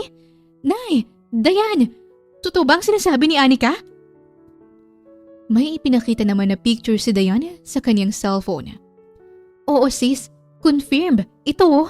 Nasa simbahan ngayon si Henry kasamang mga magulang niya at ang mga bisita. Hinihintay na lang siguro nila na dumating ang bride. Nakita ko to sa post ng kapatid na babae ni Henry. Mag-friend kami sa Facebook, kaya nakita ko lang kanina sa newsfeed ko. Mas lalong nanlaki ang mga mata ni Camila. Hindi niya inaakala na ngayon agad ang araw ng kasal ni Henry at Regina. Hindi pwede. Iling na usal niya. Akala niya, tanggap na niya kagabi pero ngayong mismo sa araw ng kasal ni Henry, parang dinudurog ng pino ang puso niya. Kaya pupuntahan mo ngayon si Henry sa simbahan anak para matigil ang kasal dahil kung makakasal siya sa iba, mapapalis tayo rito. Wala na tayong matitirahan at mahal mo siya hindi ba? Kaya huwag mong hahayaan na maikasal siya sa iba. Pero Nay, hindi ko galing mag-iskandalo. Nakakaya sa mga bisita at mga magulang ni Henry. Ate, ngayon ka po ba talaga mahihiya? Hindi po ba ang kapalan ng mukha niyo? Isipin niyo na lang po na katapusan na ng mundo ngayon. Hindi niyo pa rin po ba ipaglalaban ang pagmamahal niyo kay Kuya Henry? Kalmadong sambit naman ni Anika sa kanya bago kumagat sa hawak nitong mansanas. Napapikit na lamang ng mariin si Camila sa narinig mula sa younger stepsister niya. Nagdadalawang isip pa siya kung pupuntahan niya ba sa simbahan si Henry o hindi. Ngunit naalala niyang may isang katanungan pa pala siya na gusto niyang mahanapan ng kasagutan mula kay Henry. Yung larawan na nakita niya sa loob ng kwarto nito, bakit nasa loob pa rin ng kwarto nito ang larawan ng araw ng kasal nila? Kung matagal na nilang na-process ang annulment. Nay, anong oras na? Makakahabol pa ba tayo sa simbahan? Buong boses na baling ni Camila sa ina. Buo na rin ang loob niya na puntahan sa simbahan si Henry. Mas lalo lumakas pa ang loob niya dahil na rin siguro sa nainom niyang alak kagabi. Oo naman anak, makakahabol pa tayo roon. Kaya naman ay nagabang sila ng masasakyan. Ngunit ilang minuto na silang naghihintay wala pa ring humihinto sa tapat nila. Punuan na yata ang mga pasahero ngayon, kaya si Camila nabahala na lamang at nawawala na ng pag-asa na mahabol pa nila sa simbahan si Henry. Pero ilang sandali pa, nagulat na lamang siya nang pumara ng police patrol car ang kanilang ina. Nang huminto ito sa tapat nila, ay bumaba ang isang pulis. Magandang umaga po sa inyo. Hindi po ba magandang nangyari? Pinasukan ba ng magnanakaw ang bahay niyo? Tanong ng armadong pulis sa kanila. Bumilog ang bibig ni Camila. Hindi niya akalain na papara ng police patrol car ang kanilang ina. Inakala tuloy ng mga pulis na napahamak sila. Sir, pasensya na po sa abala, hindi po kami. Pogi, sir, pwede bang ihatid niyo ang kapatid ko sa simbahan ng Santa Isabel? Punuan na kasi ang lahat ng sasakyan. Ikakasal na po kasi sa ibang babae ang ex-husband niya, kahit mahal na mahal pa nilang isa't isa. Pakiusap ni Dayan sa pulis. Nanlaki naman ang mga mata ni Camila sa sinabi ng kapatid. Pero alam niyang tinutulungan lang siya nito para makapunta na rin sa simbahan. Napatawa at napailing naman ang pulis sa narinig. Akala nito may krimen ang nangyayari pero wala pala. Sumakay na kayo. Ihahatid na namin kayo. Sa Santa Isabel din naman ang ruta namin. Wika ng pulis. Nabuhayan nga ng loob si Camila nang nasa loob na rin sila ng sasakyan. Si Dayan ang sumama sa kanya habang ang nanay naman nila at si Anika ang nagpaiwan sa bahay. Habang papalapit pa rin sila sa simbahan ay lalong hindi siya mapakali. Hanggang sa makalipas ang kalahating oras na biyahe ay huminto na rin ang sinasakyan nila sa tapat ng simbahan. Mabilis ngang lumabas ng sasakyan si Camila. Halos tumakbo na siya papasok sa loob ng simbahan at ilang sandali lamang ay walang pasubaling isinigaw niya ang mga katagang kanina niya pa gustong bitawan. Itigil ang kasal! Henry! Mahal kita! Hindi ko kayang may kasal ka sa iba! Dahil sa sinigaw niya, napalingon ang lahat ng tao sa loob ng simbahan sa kanya. Kumunot pa ang mga noo nito nang mapansin ang tsura niya na mukhang dugyot, magulong buhok at halatang kakagising lang dahil sa suot niyang pantulog at hindi pa magkapareha ang suot niyang tsinelas dahil sa pagmamadali kanina. Pero si Camila ay nagtaka na lamang nang mapansin na maraming mga sanggol sa loob ng simbahan hanggang sa napagtanto na lamang niya ang totoong nangyayari nang magsalita ang pare. Iha, namali ka yata ng simbahan na pinuntahan. Biniyag ang ganapan dito, hindi kasal. Nagtawanan tuloy ang ilang tao sa loob ng simbahan at ang iba naman ay nagbulong-bulungan pa. Samantalang si Camila halos hindi makagalaw sa kinitatayuan. Parang binuhusan pa siya ng malamig na tubig sa sobrang gulat. Pasensya na po, Father. Ituloy niyo na po ang binyag. Camila, anong ginagawa mo rito? Gulat na baling ni Henry sa kanya. Nagdama pa ang kanilang mga mata. Pansin nga niyang katabi nito ang ate niya habang may karga ng sanggol. Pero si Camila ay mabilis nang lumabas ng simbahan dahil sa kahihiyan. Nilapitan naman siya ni Diana. Sis, sorry. Akala ko ikakasal na si Henry. Binyag lang pala ng pamangkin niya. Hindi na nagsalita si Camila. Nilagpasan lang niya si Dayan sa mga oras na ito. Gusto na lang talaga niyang lamunin siya ng lupa sa sobrang kahihiyan. Rinig na rinig pa niya ang pagtawag ni Henry sa pangalan niya. Pero nagpatuloy lang siya sa paglalakad. Mas binilisan pa niya hanggang sa halos tumatakbo na siya. Nang bigla na lang niyang maramdaman ang isang kamay na humawak sa braso niya, kaya napahinto siya. Camila, sandali lang mag-usap tayo. Pigil ni Henry sa kanya. Henry, please. Isipin mo na lang na hindi nangyari yun kanina. Nahihiyang sabi ni Camila at hindi pa makatingin sa mga mata nito. Darling, please look at me. Mahinahong sambit naman ni Henry. Sa huli, walang nagawa si Camila kundi ang tumingin kay Henry. Bakit mo ginawa yun sa loob ng simbahan? Akala mo ba, ikakasal na ako sa iba? Napapikit naman ang mariin si Camila bago nagsalita. Oo, akala ko ikakasal na kayo ni Regina. Ikakasal? Kami ni Regina? Saan mo naman napulot ang balitang yan? Napatawa pa si Henry. Pinuntahan kita sa Grand Restaurant nung isang araw at nagkita kami ni Regina. Sinabi niyang pinagkasundo daw kayo ng mga magulang niya para sa kasal. At kanina lang, nakita ni Dayan ang post ng kapatid mo na nasa simbahan ka. Akala ko ikakasal ka na kaya napasugod ako rito. Nauutal pang paliwanag ni Camila. Pansin niya pa ang gulat sa itsura ni Henry. Pero ilang sandali pa, napabuga ulit ito ng tawa. Totoong pinagkasundo kami ni Regina ng mga magulang namin. Hindi ko alam na mag-business partner pa lang mga magulang namin. Ikakasal na nga kayo pero bakit nung nakarang araw? Nakita ko sa loob ng kwarto mang wedding picture natin noon. Ano yun? Wala lang? Display mo lang? Napailing pa si Camila. Halata rin ng selos sa boses niya. Bahagyang nagulat naman si Henry sa narinig. Pero napatawa na lamang ito. Binasa pa muna ang pang-ibabang labi bago nagsalita. Camila, hindi ako pumayag na sa kasal. Dahil hindi na kailangang ikasal kami ni Regina para mas lalong lumago ang negosyo. At isa pa, may isang babae lang akong gustong pakasalan. Huminto muna sa pagsasalita si Henry para mahawakan ang isang kamay niya. Ha? Di ba bumili ka ng wedding ring? Hindi ba yun para sa inyo ni Regina? Kunot noong tanong ni Camila. Pero nagulat na lamang siya nang lumuhod ang isang tuhod ni Henry sa harapan niya. Henry, anong ginagawa mo? Tumayo ka dyan. Pinagtitinginan tayo ng mga tao. Tarantang isang beat ni Camila. Nasa gilid ng kalsada nga sila at marami ang napapadaan sa pwesto nila. Camila, binili ko yun para sa atin. I was planning to propose to you later.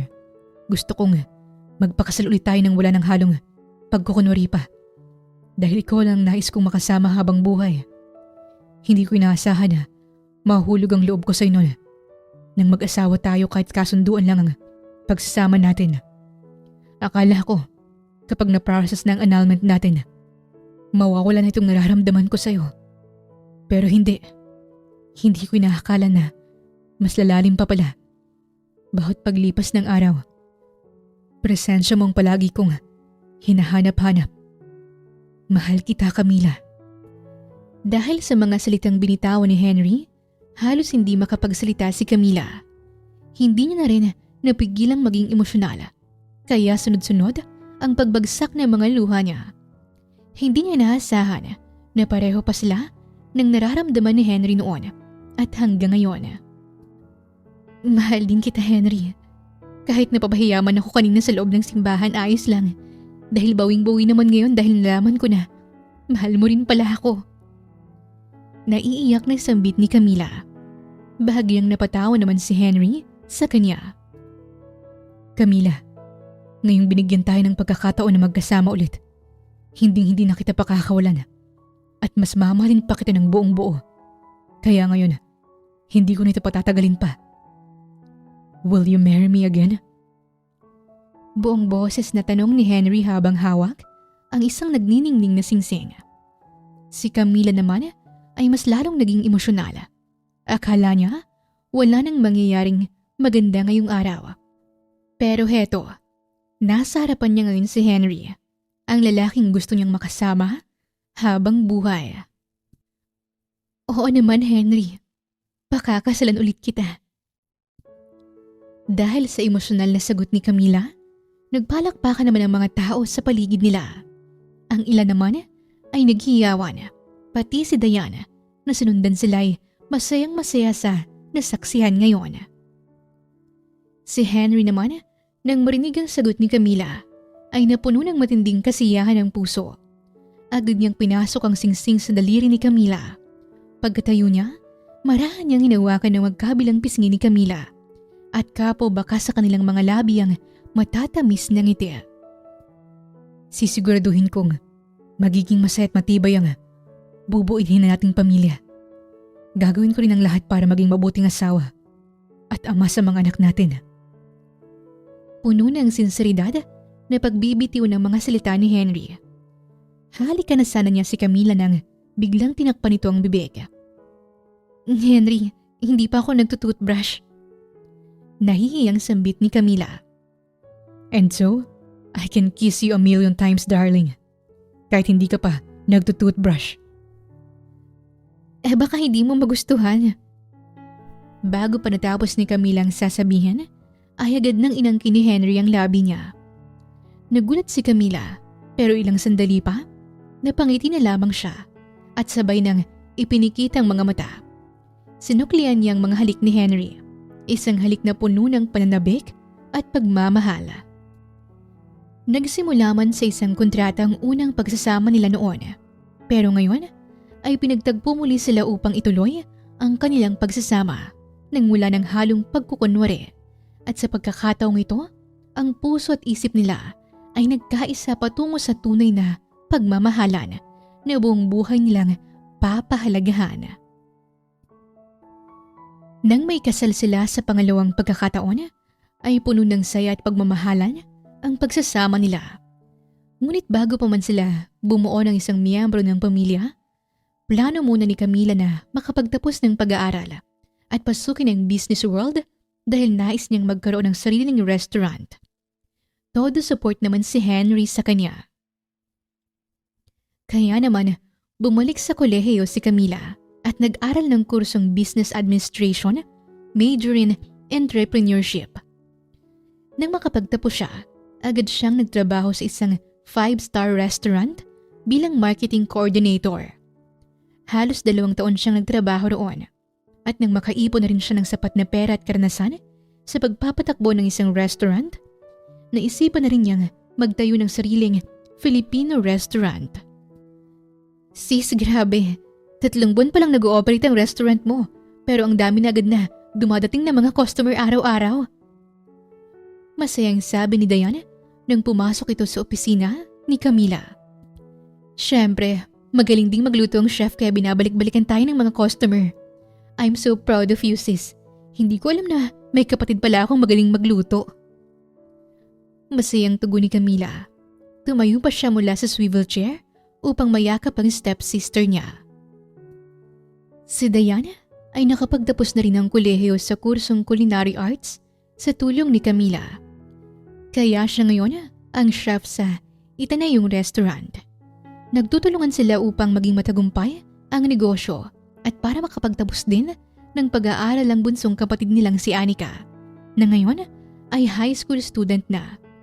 Nakapagpatayo na rin sila ng bahay at nabigyan din nila ng negosyong bigasan ng kanilang ina. Kaya unti-unti na nilang nahaahon ng pamilya sa kahirapan. O siya, babalik na muna ako sa kitchen. Maiwan na muna kita rito sa office mo. Natatawang sabi ni Diane habang kumakalas sa pagkakayakap. Napangiti na lamang si Camila nang lumabas ng opisina si Diana. Babalik na sana siya sa kanyang table nang biglang bumukas ang pintuan. Akala niya si Diane pero nagulat siya nang bumungad si Regina. Oh, Reg, bakit nandito ka? Guess what? Magkakaroon na rin kami ng anak ng asawa ko, Camila. Ano? Buntis ka? Masayang napatango si Regina sa kanya at walang pasubaling nagyakapan silang dalawa. Sinong mag-aakala ng babaeng natapunan ni Camila ng tubig noon at halos nagpahiya sa kanya ay magiging kaibigan pa niya. Nagsimula lamang ang pagkakaibigan ng dalawa nang matanggap ni Regina na si Camila ang talagang gustong pakasalan ni Henry. At dahil pinsan ni Henry ang napangasawa ni Regina, mas lalo pang naging close ang dalawa.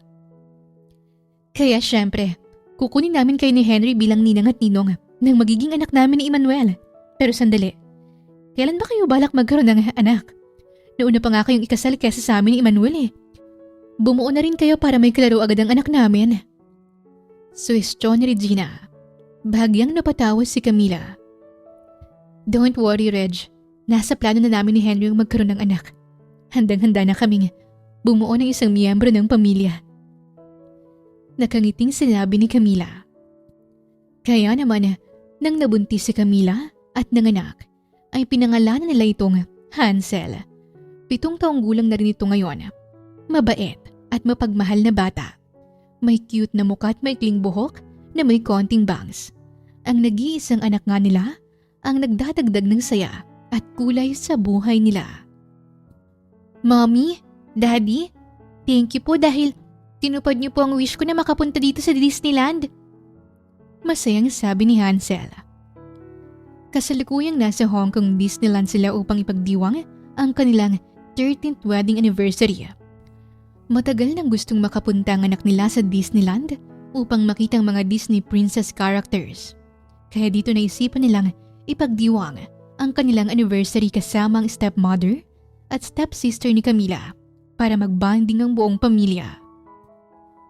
Walang anuman anak, ang makitang masaya kayo masaya na rin kami ng daddy mo.